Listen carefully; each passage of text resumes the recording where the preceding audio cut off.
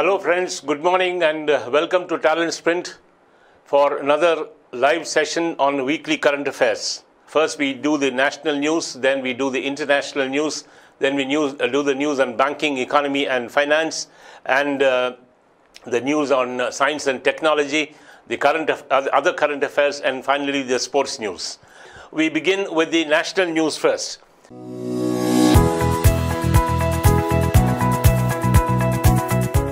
In the national news, the first item is that the President of India has approved 112 gallantry awards.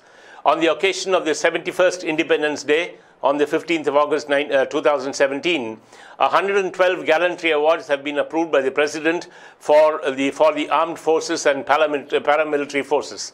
It includes 5 Kirti Chakras, 17 Shaurya Chakras, 85 Sena medals for gallantry, 3 Nau Sena medals for gallantry, and 2 Vayu Sena medals for gallantry. Havaldar Girish Gurung from the Gorkha Rifles, who was martyred during a major counter-infiltration operation along the line of control in Naugam sector of Kashmir, has been awarded Kirti Chakra posthumously. Our sincere salutes and the sincere thanks to all those people who have won the gallantry awards, for they are taking control of the borders of the nation and protecting us from invasion by other nations. I think we should raise an arm in salute for them and say Jai Hind to everybody. The next news on the national news segment is that the schools can now order textbooks online. With instances of schools not being able to procure NCERT books on time having led to concern in the past, an online system has been introduced for affiliated institutions to take place in India to obtain the books required for the academic year 2018-19. In a circular sent out by the CBSE, the Central Board of Secondary Education, affiliated schools have been asked to register and place a demand for the upcoming academic year well in advance, so that based on the indent, the NCERT can supply books for all classes to their empanel vendors across the country. The plea against Article 35A may be heard by the Constitution bench, says Supreme Court. The question whether Article 35A relating to special rights and privileges of citizens of Jammu and Kashmir is ultra vires of the Constitution and is likely to head for a decision before a 5-judge Constitution bench. The indication that constitutionality of the Article 35A will be under scrutiny came from a bench of Justices Deepak Misra and A.M. Kanvilkar while hearing a petition filed by Charu Wali Khanna, who has challenged the article as well as Section 6 of the Jammu and Kashmir Constitution, which deals with the permanent resident status in Jammu and Kashmir. Let's hope this issue is resolved to the satisfaction of everybody concerned. The Railways has announced that India's first railway disaster management system will be set up in Bengaluru. India's first railway disaster management system is expected to come up near Bengaluru by the end of 2018. In this center, situations like trains falling into rivers and coaches catching fire will be replicated. Mock rescue operations will be carried out in this center. The Railways has earmarked 3.32 square kilometers village of Hejjala for this center. The safety village will come up at a cost of 44.42 crores. Moving on, India's first online course on infusion therapy has been launched. Infusion Nurses Society has launched India's first online course in infusion therapy for infusion therapy nurses. Nearly 3,000 nurses are expected to be trained in the country under this program. It will boost nursing in the rural parts of India. The nation celebrated its 71st Independence Day with patriotic fervor. The nation celebrated its 71st Independence Day on the 15th of August 2017, and the main function was held at the Red Fort in the national capital, where Prime Minister Narendra Modi unfolded the national flag synchronized with a 21-gun salute. He unfurled the national flag synchronized with a 21-gun salute. Addressing the nation from the ramparts of the Red Fort, Mr. Modi said, "India stands for peace, unity and harmony." He described casteism and communalism as poison which will not help us. Air India is to accord priority to armed forces personnel in boarding. Coinciding with the country's 71st Independence Day, Air India began according priority to the armed forces personnel in boarding its flights across the carrier's network. A senior official of Air India said the decision was taken as a mark of honor and respect to these personnel. Air India already provides concessionary and discounted airfares to the armed forces personnel on its domestic routes. The next news item on this weekly current affairs for the week between the 15th of August 2017 and the 21st of August 2017 is that the government has asked Google, Facebook, WhatsApp and others to remove the blue whale links. The government has directed the internet majors, Google, Facebook, WhatsApp, Instagram, Microsoft and Yahoo to immediately remove the links of the dangerous online game Blue Whale Challenge, which has led to suicide of children in India and other countries. Mumbai and West Midnapur district of West Bengal have reported deaths linked to this game. Ministry of Electronics and IT instructed the internet majors in a letter to ensure that any such link of this deadly game in its own name or similar game is immediately removed from the platform. The Cabinet has approved the raising of 9,000 crores through NABARD for completing irrigation projects. The Union Cabinet has approved raising extra budgetary resources up to 9,020 crore rupees for the long-term irrigation fund in 2017-18.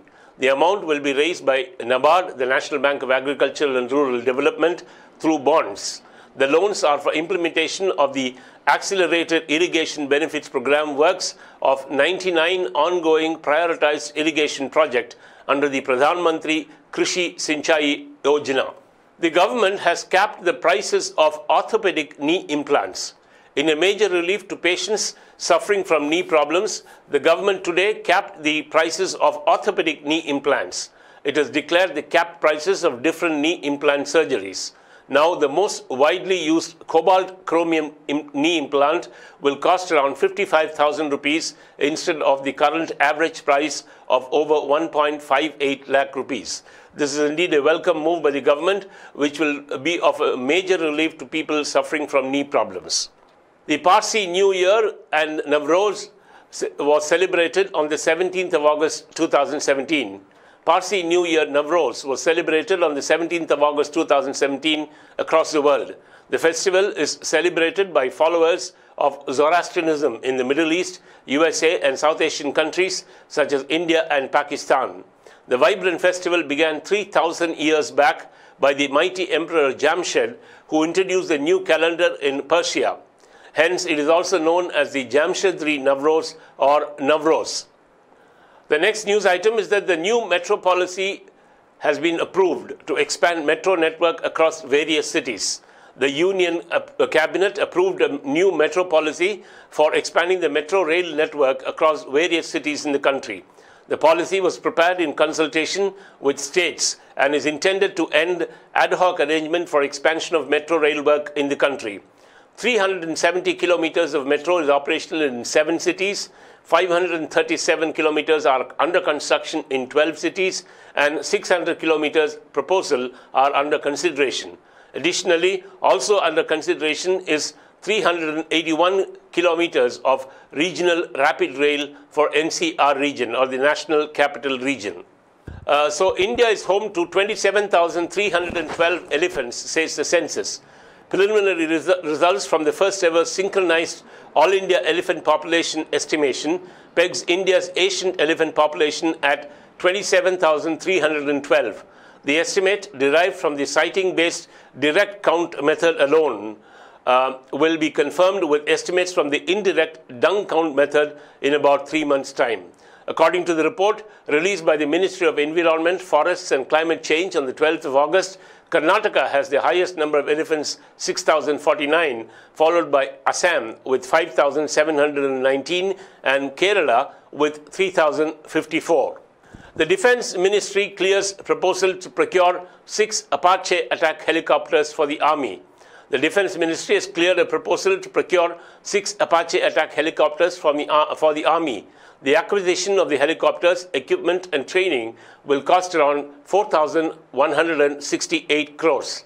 The Council also approved a proposal to procure 2 gas turbine engines for naval ships at a cost of 490 crore rupees.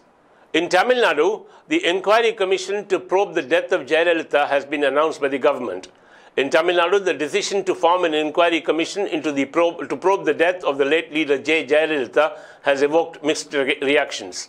Chief Minister Edappadi Palaniswamy made the announcement on the 17th of August, saying that the panel will be led by a retired High Court judge. He also said the Chennai Poets Garden residence of the late leader would be converted into a memorial where public would be given access. We'll have to wait and watch the developments on this front and see how the things go. Karnataka has launched Indira canteens. Much on the lines of the Amma canteens in Tamil Nadu, the state government in Karnataka has launched the Indira canteens in Bengaluru, the state capital. The canteens have been launched to provide subsidized food to the poor people living in the city. The canteens were inaugurated on the 16th of August 2017. The Telecom Regulation Authority of India, TRAI, has raised the penalty on telecom operators to Rs 5 lakhs for poor mobile service. Tightening the regulations, the telecom regulator TRAI has raised the penalty on telecom operators to 5 lakh rupees for poor mobile service quality, including call drops. The regulator will also now measure call drops on the basis of data collected on the performance of telecom towers and not from the area offices of telecom companies. The penalty will go up to Rs 10 lakhs if the violation continues for more than 2 quarters. 40% reservation for girls have been planned at Navodaya schools. The government has decided to offer 40% reservation for girls at 100 Navodaya-type schools. The government is mulling to open 100 Navodaya-type schools in minority-concentrated areas of the country. The reservation will also be applicable in 5 higher education institutes planned by the government for minority community students. The next news is that Finance Minister Jaitley has called for speedy and time-bound resolution of bad loans of banks. Finance Minister Arun Jaitley assured balance sheet stressed firms that the key objective of the NPA resolution is not liquidation of their business, but to save them. He said the objective is to make sure that these valuable assets are preserved. Explaining the rationale for the new Insolvency and Bankruptcy Code, IBC, he said this was necessitated by the failure of debt recovery tribunals to effectively perform their duty after the initial euphoria and success. 50,000 kilometers of street roads have been illuminated with LED lights. The Street Lighting National Program has illuminated 50,000 kilometers of the Indian roads with installation of 30 lakh LED street lights across the country. With this milestone, Energy Efficiency Services Limited, a government company, has become the world's largest street light management company. The installation of the LED street lights has resulted in saving of 39 crore kilowatt hour of annual energy. Congratulations to the Efficient Energy Services Limited for this stupendous achievement. The IIT entrance exam is to go completely online from 2018. The Joint Entrance Examination, or JEE, for the prestigious Indian Institutes of Technology will completely go online from 2018. The Joint Admission Board, which is the policy-making body on IIT admissions, took a decision at a meeting in Chennai recently. In a statement, the IIT Madras Director and JAB Chairman, Professor Bhaskar Ramamurthy, said it has been decided that the JEE Advanced JEE Advanced test will be conducted in the online mode from 2018 onwards. India's roads are to be safer, greener under the new National Highway Authority of India plans. Driving down India's national highways could be a much safer experience by the end of this year, with the National Highways Authority of India, NHAI, set to roll out an incident management system. Under this system, ambulances will be stationed every 50 kilometers to be able to respond to any mishap within 15 minutes of it being reported on a national accident helpline. Compressed natural gas fuel stations will come up within the wayside amenities on highways as part of a proposal under the new discussion. This is indeed a very welcome move on the part of NHAI to provide for safer and greener roads on the national highways of the country. For the first time, an Indian Navy's all-women team is to circumnavigate the globe. A 7-member all-women's team of the Indian Navy will circumnavigate the globe on the Indian-built sailboat INSV Tharani. The project, named Navika Sagar Parikrama, will be flagged off in September 2017 and will take about 8 months to complete. The crew will obtain and consolidate data on meteorology, oceans and waves for research and use by the subsequent teams. The South Delhi Municipal Corporation has launched the Mosquito Terminator train. The South Delhi Municipal Corporation, in collaboration with the Northern Railway, has launched the Mosquito Terminator train on the 18th of August 2017. The train will spray insecticide and bactericide along the railway tracks in all parts of the city, covering a distance of 70 kilometers a day. It will run at a speed of 20 kilometers per hour and will carry a mixture of 8,000 liters of water and 200 liters of larvicide. That's all we have for you in the national news segment. We now move on to the next segment, which is the international news for this week between the 15th of August 2017 and the 21st of August 2017.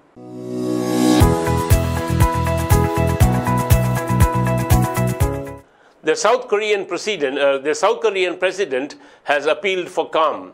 The South Korean President Moon Jae-in called on Monday for calm in the standoff with North Korea, saying that there should never be another war on the peninsula. Tensions have flared since US President Donald Trump, responding to the North's latest missile tests, warned of fire and fury like the world has never seen. The North, in turn, threatened to test fire its missiles towards the US Pacific island of Guam. Mr. Moon, a left-leaning leader who has previously advocated dialogue with the North Koreans, urged it to stop all provocations and hostile rhetoric immediately instead of worsening the situation any further. As of now, there seems to be no end to the escalation in tensions between the South and the North Korean parts of the peninsula, and we can only hope that this does not escalate into a full-fledged war, for that will be disastrous for the peninsula in particular and for the whole world in general. The North Korean leader gets plans for missile tests near Guam. North Korea said on the 15th of August that its military presented leader Kim Jong-un with plans to launch intermediate-range missiles into waters near Guam and wiring the windpipes of the Yankees by creating enveloping fire near the key U.S. military hub in the Pacific.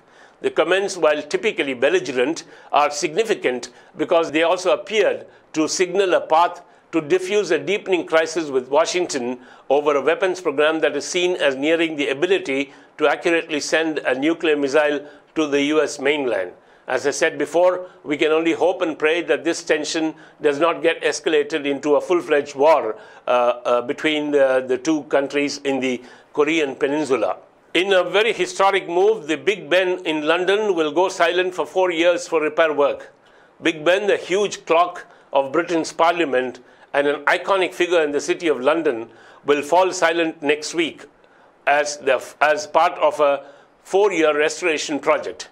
The bongs of the iconic bell will be stopped after chiming noon on the 21st of August to protect workers during a £29 million or a $38 million repair project on the Queen Elizabeth Tower, which houses the Big Ben and its clock.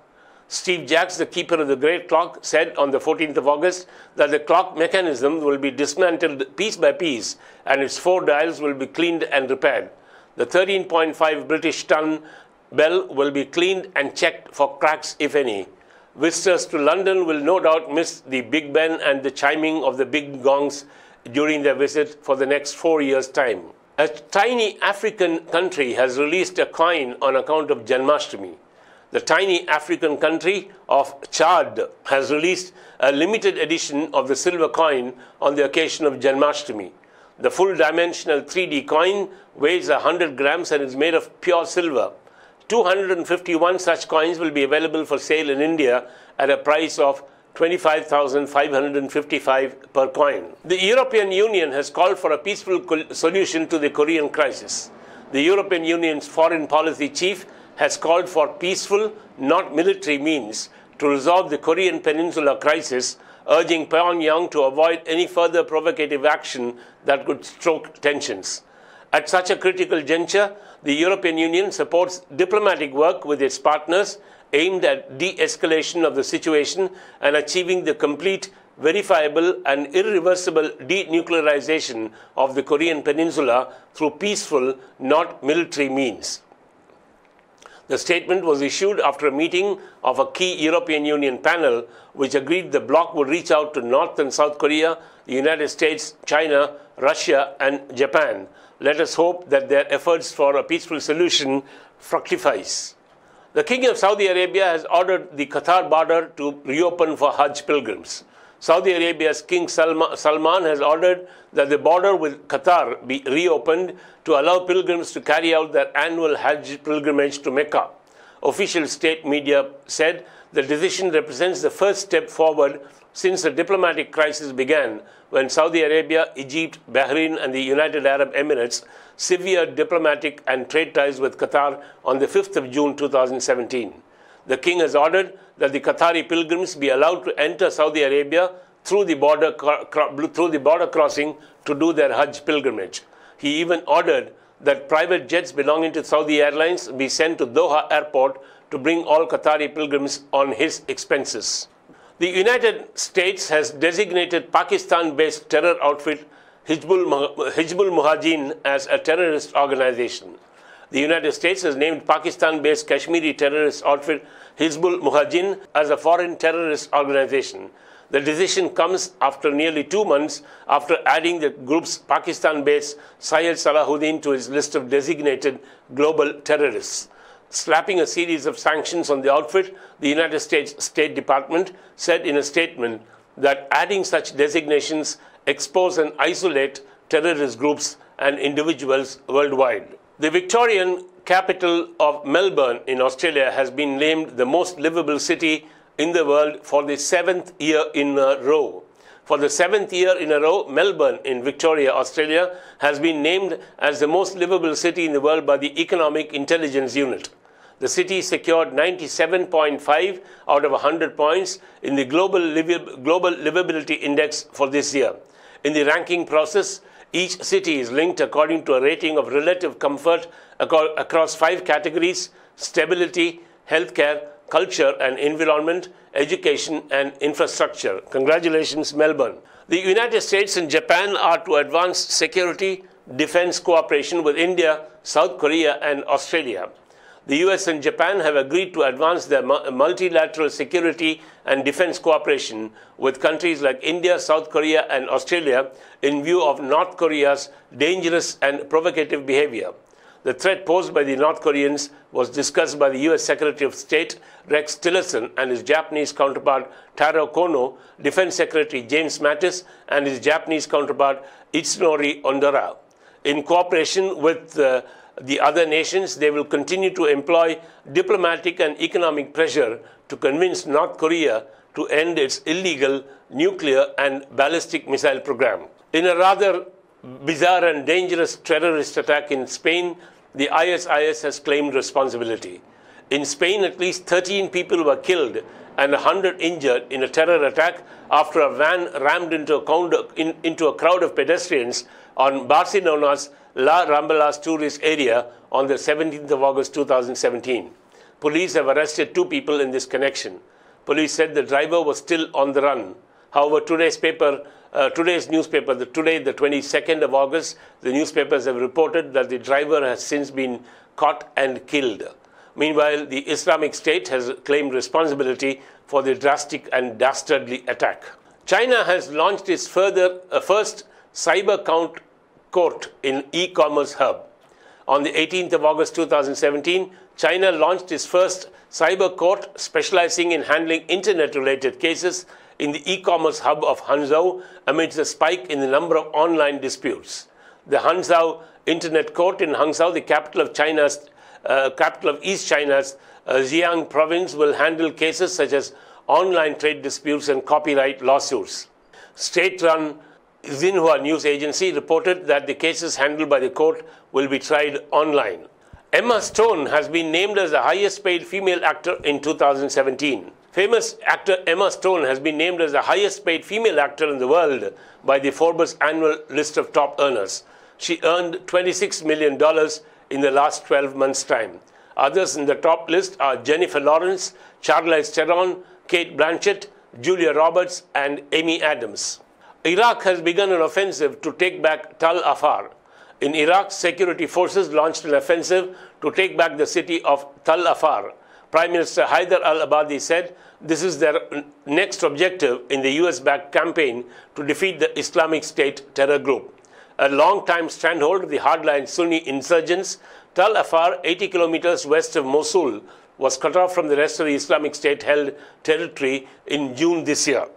The first regional center of the New Development Bank has opened in South Africa.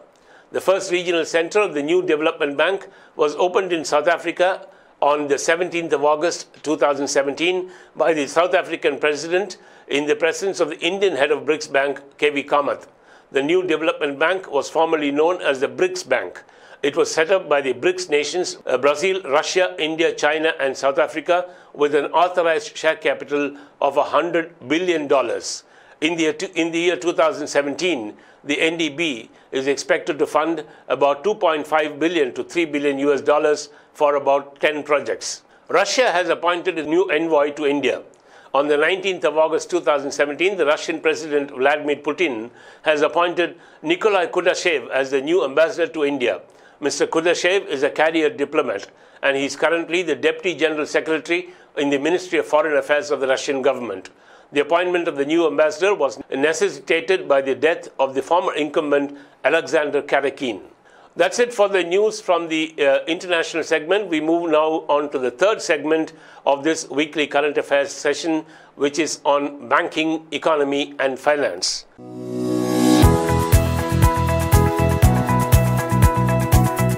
And in the first news in this segment is that the retail inflation has risen to 2.36% in July 2017. Retail inflation rose to 2.36% in July this year, chiefly driven by hardening prices in sugar and confectionery items, pan, tobacco, and intoxicants. Retail inflation, as measured by the Consumer Price Index, had stood at 1.46% in June. Data released by the Central Statistics Office showed that retail inflation in sugar and confectionery items rose 8.27% in July, while inflation in pan, tobacco, and intoxicants was 6.39%. The Indian export has grown 4% in July.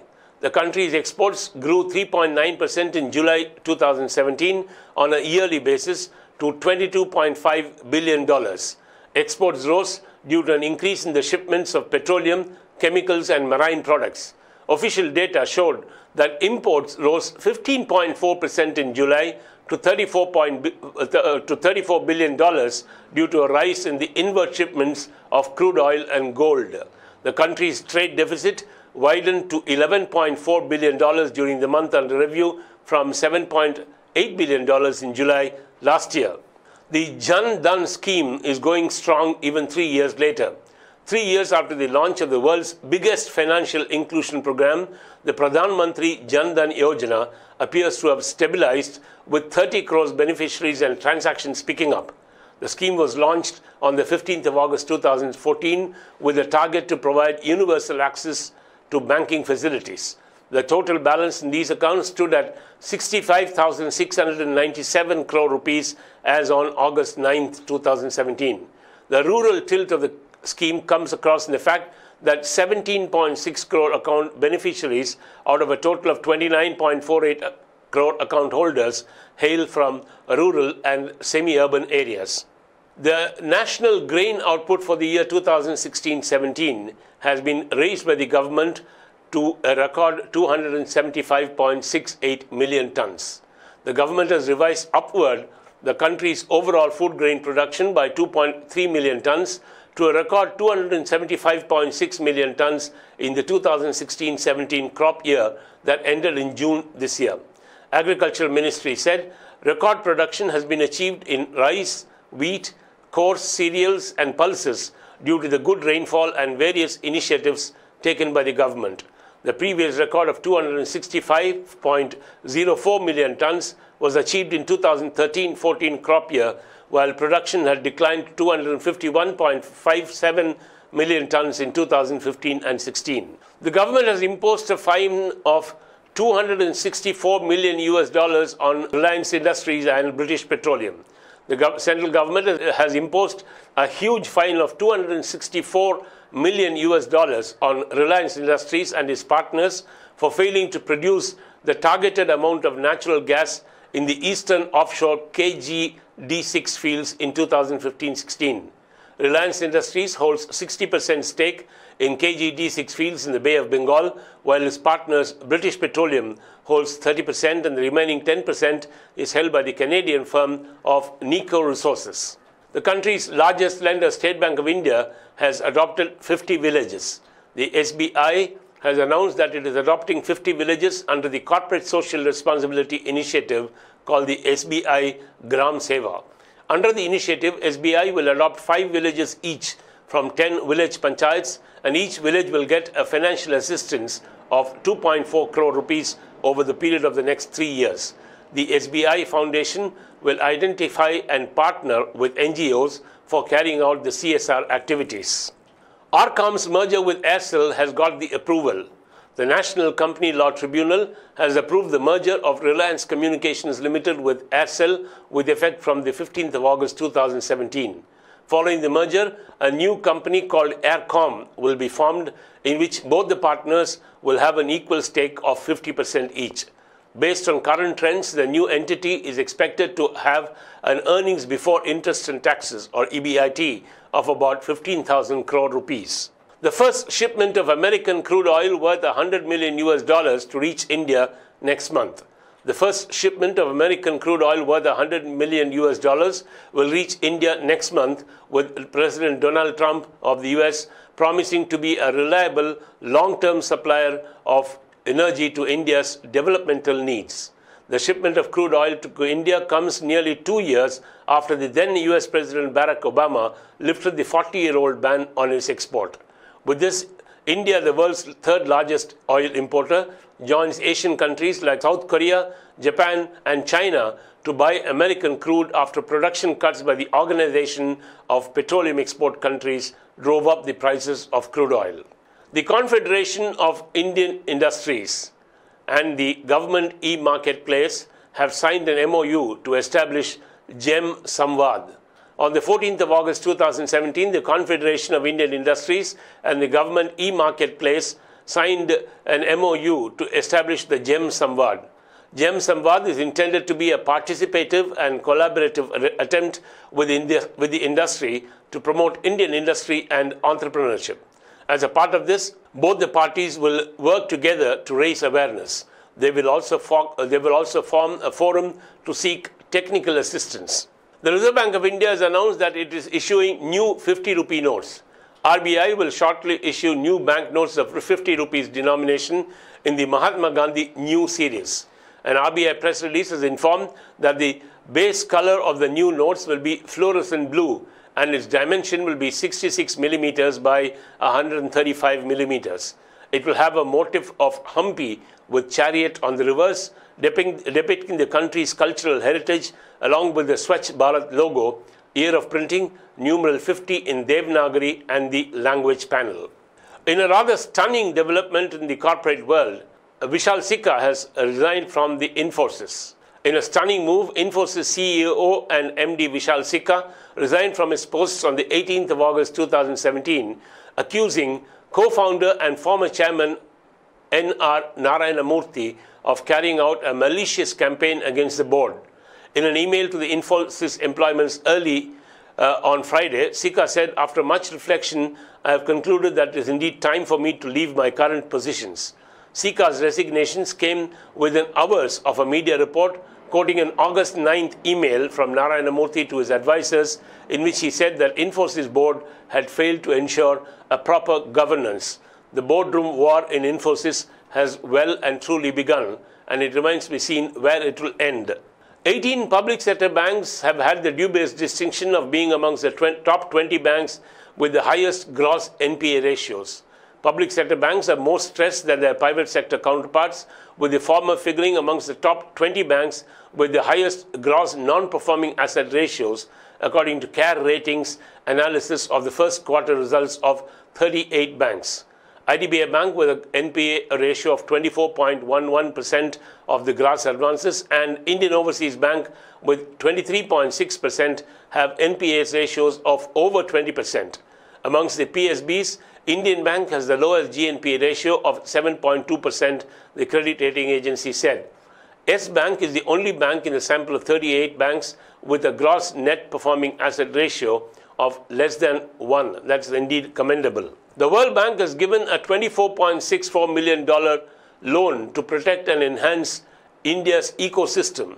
The Union Government and the World Bank have signed an agreement that will provide funding to the extent of $24.64 million under the Green Environmental Fund to protect and enhance India's ecosystem.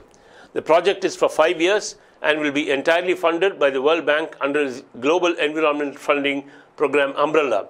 The objective of the project is to strengthen the institutional capacity of the Department of Forestry. India needs to grow at 9 to 10% to lift millions out of poverty, according to Amitabh Kant.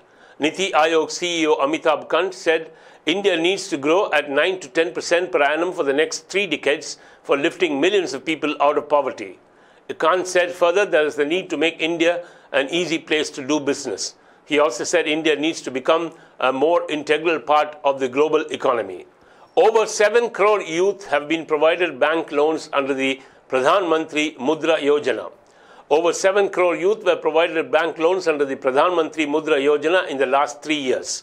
Job and loan melas are being conducted by the Ministry of Labour and Employment across the country to enhance employment opportunities to the youth. The Modi government aims to import skill development training to 2 crore youth and provide jobs to 1 crore youth by the year 2020. The Ministry of Labour and Employment has been taking a number of initiatives in this regard. Moving on, the government is exploring public-private partnership model for the handling of e-waste commercially. The government is exploring the possibility of setting up Eco Park under the public-private partnership mode to make research and development in e-waste recycling commercially viable. The Environmental Ministry has told a parliamentary panel that such eco-parks could provide a system for channelization of e-waste for environmentally sound recycling in the organized sector by bringing together formal and informal sectors. Effort would be made to explore the possibility to set up eco-park under the PPP program by providing infrastructure and training tools. The State Bank of India and Punjab National Bank account for 40% of the bad loans in the country. The country's largest lender, State Bank of India, accounts for over 27% of the total amount owed to public sector banks by willful defaulters. As many as 1,762 willful defaulters owed 25,104 crores to SBI as on the 31st of March 2017. The Punjab National Bank is next on the list with 1,120 willful defaulters having outstanding non-performing assets of 12,278 crores. Together, these two banks account for nearly 37,382 crores or 40% of the total outstanding loans. The total outstanding loans due to PSU banks by willful defaulters amounted to 92,376 crores according to the Finance Ministry data. The Power Grid Corporation of India is to get a $500 million assistance from the Asian Development Bank. On the 17th of August 2017, the Power Grid Corporation of India has signed an MOU with the Asian Development Bank for the latter to give a loan of $500 million to the former for implementation of its various projects. The proceeds of the loan will be used for funding the following projects: Green Corridor, 800 kV high voltage direct current, bipole link between the western region and the southern region, and a 320 kilowatt high voltage direct current link between Pugaluru in Tamil Nadu and Thrissur in Kerala. Nestle India has tied up with Amazon for the launch of its new version, Maggi Noodles. Nestle India has tied up with Amazon for the launch of its nutritional new variety of Maggi Noodles. Initially, the product will be available on Amazon.in and will be subsequently rolled out in retail shops across the country. The nutritious noodles are targeted as a breakfast food.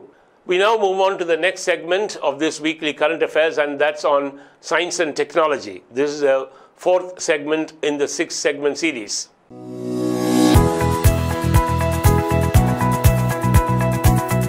Norway has the highest internet speed in the world.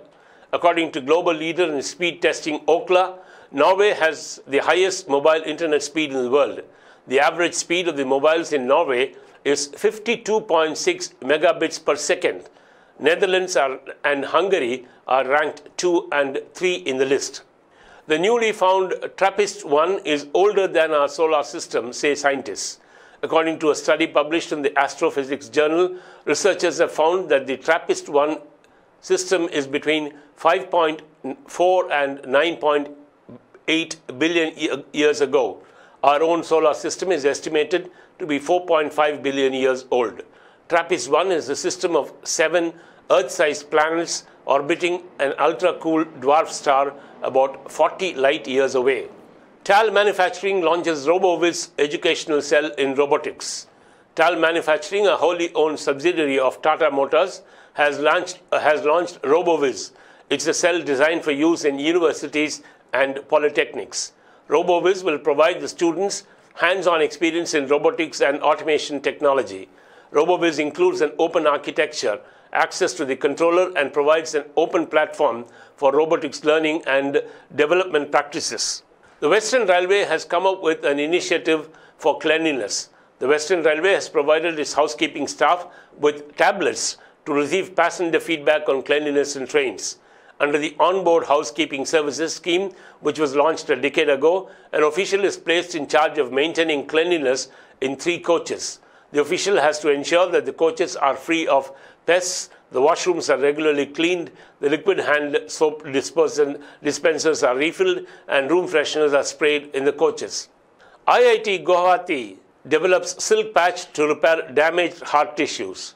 Scientists at the IIT Govt has developed a 3D cardiac tissue patch using silk protein membranes seeded with heart muscles, the heart muscle cells.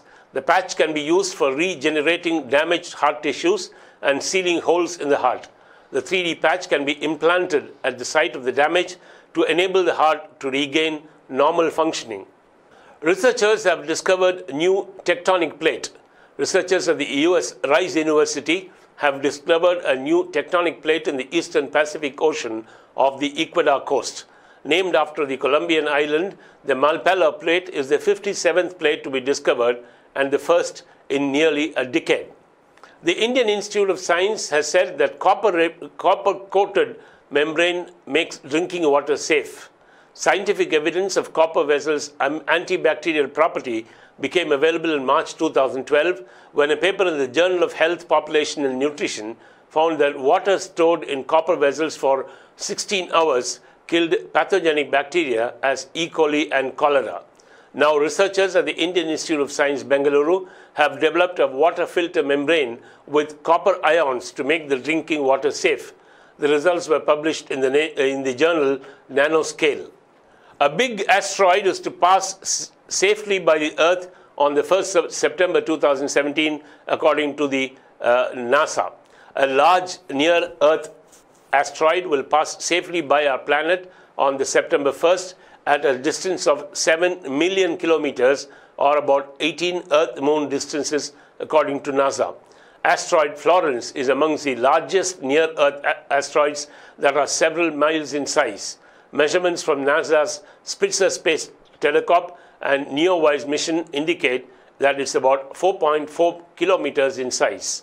While many known asteroids have passed by closer to Earth than Florence will on September 1st, all of these were estimated to be smaller, said Paul Chodas, manager of the NASA's Center for Near-Earth Object Studies. The scientists have developed an artificial womb to save premature babies. Researchers from the University of Western Australia and Tohoku University Hospital in Japan have successfully developed an artificial womb to save premature babies. The same has been successfully tested as well. The main aim of the researchers was to develop an effective treatment strategy for extremely premature babies born within 22 weeks. That's all in the news from the field of science and technology. We now move on to the fifth segment of our weekly current affairs news, and that is on other current affairs.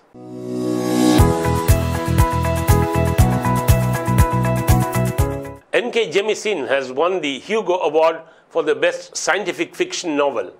African-American Nora K. Jessamine has won the prestigious Hugo Award for the Best Scientific Fiction Novel, Obelisk Gate. The award was presented to her at the 75th World Science Fiction Congress held at Helsinki, Finland on the 11th of August 2017. The novel is about a planet where inhabitants would undergo a fifth season of catastrophic climate change every few centuries. A new MD and CEO for Industrial Finance Corporation of India has been appointed. Mr. Shankar Rao has been appointed as the new MD and CEO of the Industrial Finance Corporation of India, IFCI, with effect from the 14th of August 2017.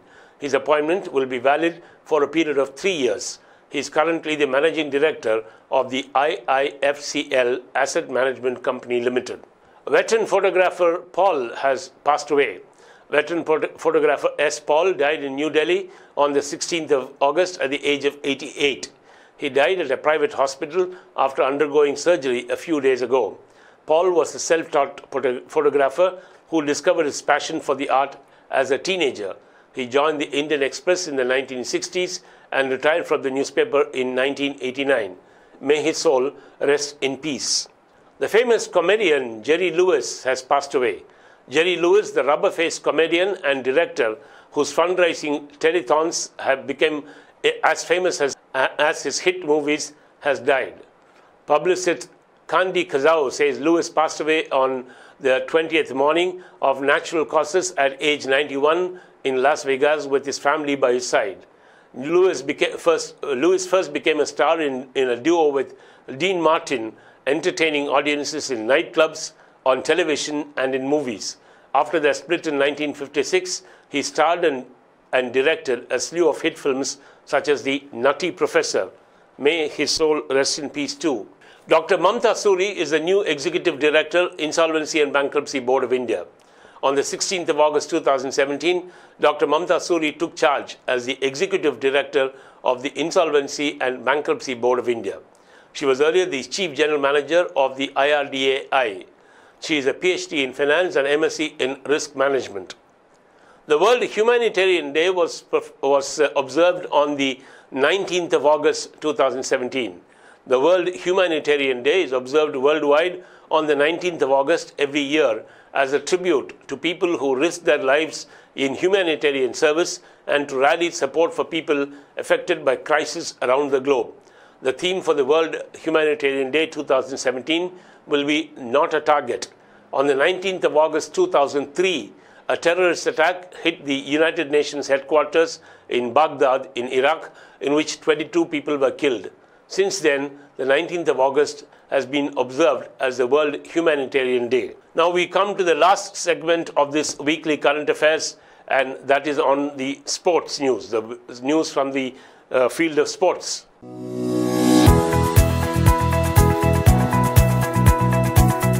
In cricket, India clean sweeps Sri Lanka in the 3-test series. India created history by completing a 3-0 clean sweep of Sri Lanka in the third and final cricket test at Palakkale, Kandy. India beats the host by an innings and 171 runs to win the series. For India, this was the first ever series clean sweep on overseas soil. Hardik Pandya was declared the man of the match, while Shikhar Dhawan emerged as the man of the series. Congratulations, Team India. The Indian cricket team celebrates the nation's 71st Independence Day at Palakkale. The Indian cricket team celebrated the nation's 71st Independence Day at Palakkale in Kandy in Sri Lanka on the 15th of August 2017, with Captain Virat Kohli hoisting the tricolour in the presence of the entire squad. Kohli also wished his countrymen back home on the occasion and said 15th of August has always been special for him since childhood, as the day is also his father's birthday. The Indian boxers have clinched 10 medals at the Serbian tourney. India bagged 2 gold in the 6th Golden Glove women's boxing tournament at Vojvodina, Serbia. while Jyoti won the gold in 51 category and Vanlal Hariputri bagged it in the 60 kg category. In all, India won 2 gold, 4 silver and 4 bronze medals in the tournament. The Olympic Task Force has recommended steps to improve sports in India. The 8-member Olympic Task Force has prepared its final report titled Preparation for the 2020 Olympic and Paralympic Games Tokyo to the government. The task force includes national badminton coach Gopi Chand, ace shooter Abhinav Bindra, and former hockey captain Viren Roskinho. It has been recommended to set up an empowered steering committee to drive all initiatives. The committee shall be responsible to ensure that the preparation for the games are complete and adequate. A teenage wonder, Lakshya, has won the Bulgarian Open International Series badminton. The young Indian shuttler Lakshya Sen clinched the Bulgarian Open International Series title after notching up a hard-fought win over Croatia's Zvonimir Dunjak in the men's single finals in Sofia, Bulgaria on the 17th of August 2017. The 16-year-old shuttler defeated second-seeded Zvonimir 18-21, 21-12, 21-17 in a 57-minute match. He had beaten Sri Lanka's Dinukwa Karunaratne 21-19, 21-14 in the semi-finals. Congratulations, Lakshya Sen, and way to go. You have many more miles to fame. I'm sure the whole country wishes you well in your exploits on the badminton court. The Jamaican sprint legend Usain Bolt has ruled out a return to the track. Usain Bolt has taken an emotional final bow on the track at the end of the World Championships on the 13th of August before declaring that definitely and definitively there was no way he would ever return to sprinting. No, I have seen too many people come back and make things worse and shame themselves. I won't be one of those people who come back, said Bolt firmly. Already he was looking forward to an exciting future, he said, with his management camp talking to the IAAF President Sebastian Coe about what he might be able to do for the sport in an ambassadorial capacity. We respect your decision, Usain Bolt, and thanks for all those exciting times on the track when you were running. Serena Williams has been named as the highest paid female athlete of 2017. American tennis star Serena Williams is the highest paid female athlete of 2017, according to the list published by Forbes magazine. Between June 2016 and June 2017, Serena had earned a whopping $27 million US. Congratulations, Serena. That's all we have news for you in the weekly current affairs for this week between the 15th of August 2017 and the 21st of August 2017. Now, if you have any questions, I am ready to take it now. I shall wait for your questions. You can post them on the chat box. Bipul Ranjan has asked how to get handout of this session. Bipul, two ways are there. One is the handouts are available in the banking dashboard. Go to the entry on current affairs. You will find handout session. You can find the handouts for every day of the month. Every day of the month from the 1st to the 31st, each day they are being uploaded. This video session is only a summarized version of that handout. Nilesh Chaudhary has asked, sir, how to prepare general awareness, particularly for insurance exams. Well, Nilesh, I have repeatedly told all the participants in my various video sessions that the best way to prepare for general awareness is by reading newspapers. Read as many newspapers as you can every day. I think I've already told you that several times. I read 6 newspapers in a day just to keep myself abreast of the general awareness. So there is no reason why you can't read as many newspapers as you can. Plus, you also go to reference books like the Manorama yearbook, etc. That will give you a very, very good idea of the happenings in the general awareness section in the world. Sushant Jadhav has asked how to remember news daily happens. Well, Sushant, you can't remember the news on a daily basis because there are so many events happening in the world on a daily basis. The best thing is to read newspapers and then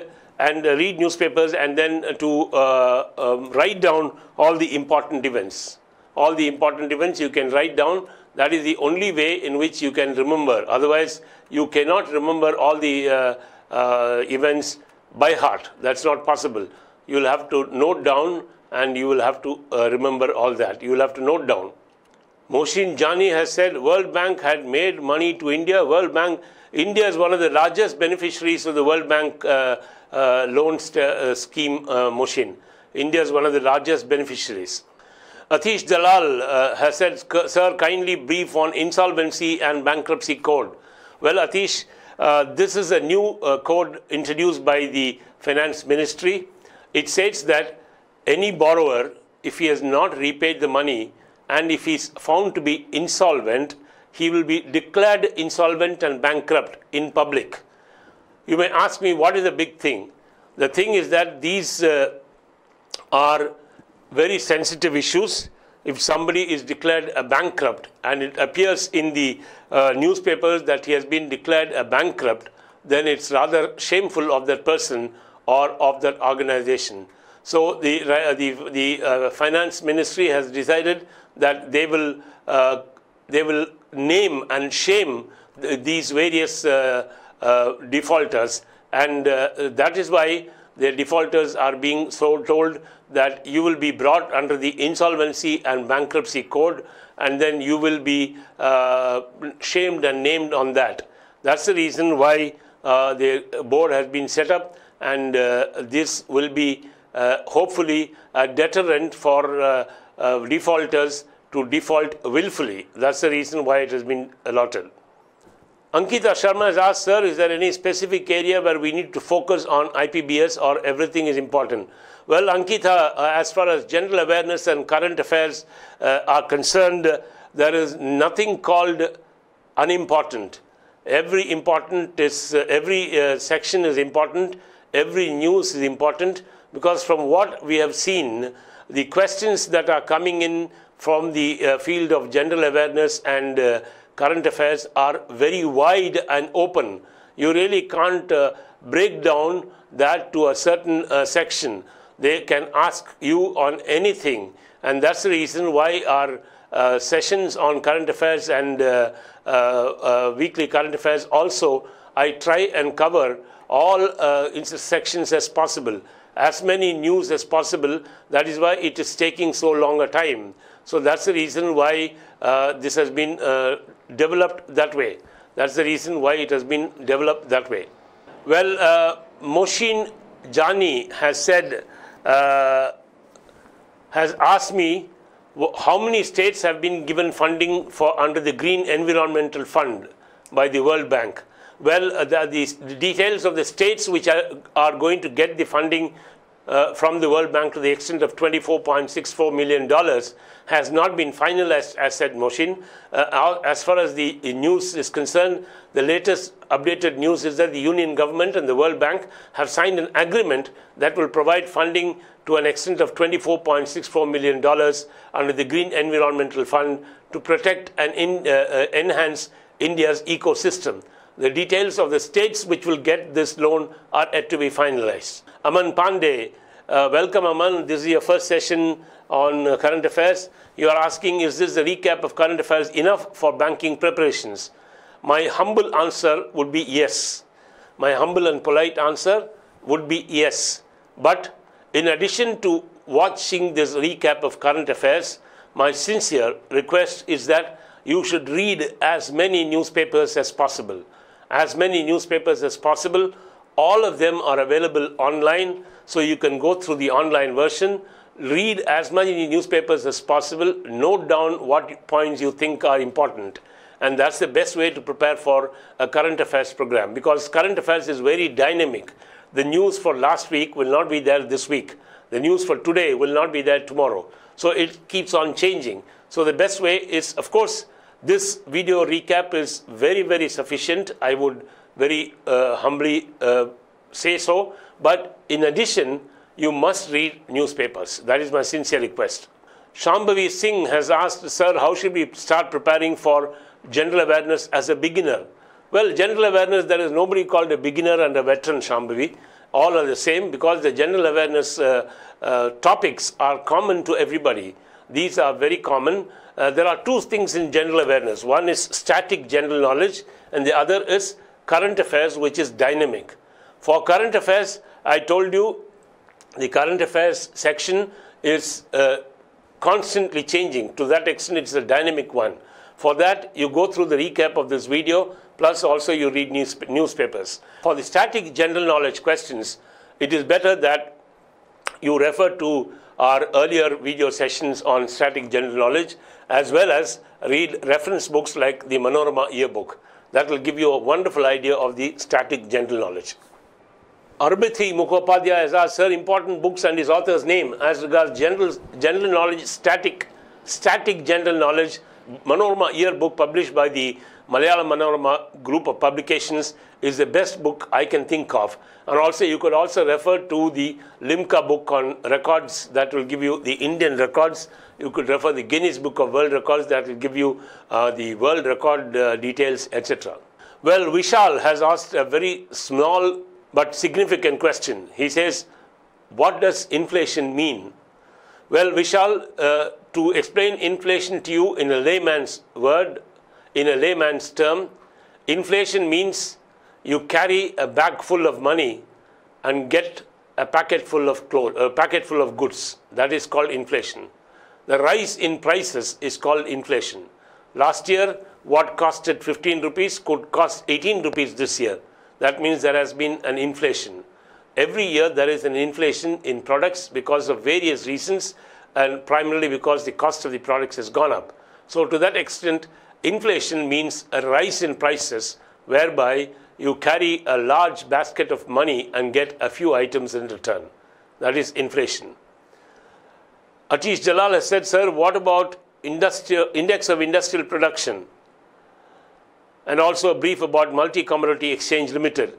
Well, about Multi-Commodity Exchange Limited, it is a commodity exchange which has been formed. Various commodities like cereals, pulses, and grams and oil seeds, etc. are all dealt with in that Multi-Commodity Exchange Limited.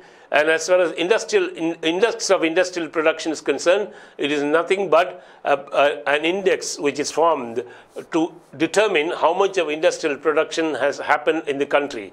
Every month, the industrial production index is calculated with reference to three types of industrial production. One is manufacturing, and the other is processing, and the third is the service industry. All these together are called the index of industrial production. I hope that answers your question, Atish. Well, I think there are no more questions as I see. There are no more questions, and so thank you, ladies and gentlemen. Thank you for having joined me on this live current affairs section for this week between the 15th of August and the 22nd of August 2017. Until I see you the next time around on the 31st of August at 11 a.m. It's bye from me for now. Goodbye. Thanks for watching TalentSprint videos. Continue to keep watching them. Thanks. Bye, and have a great time ahead. Thank you very much.